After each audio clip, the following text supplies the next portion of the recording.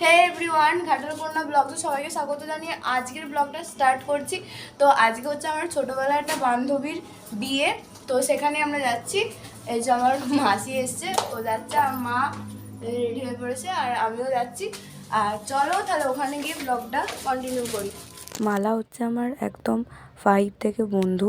বিয়ে বাড়িতে গিয়ে দেখি যে ওরা বিয়ের কাজে বসেছে, নানিয়ে বলছে। তারপরে ওরা খেলো চপ, পকোড়া। আর এই যে এখানে বসে গেছে ওরা।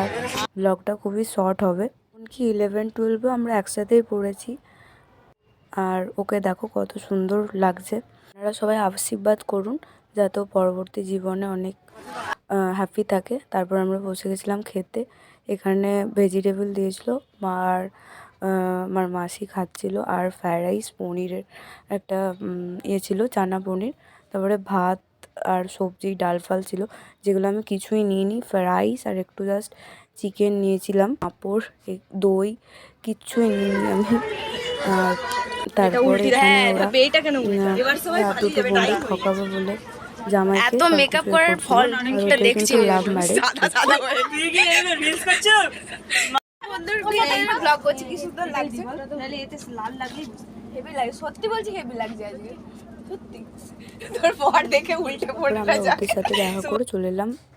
বড় এসে গেছে, দেখাবে নেক্সট মিনিট।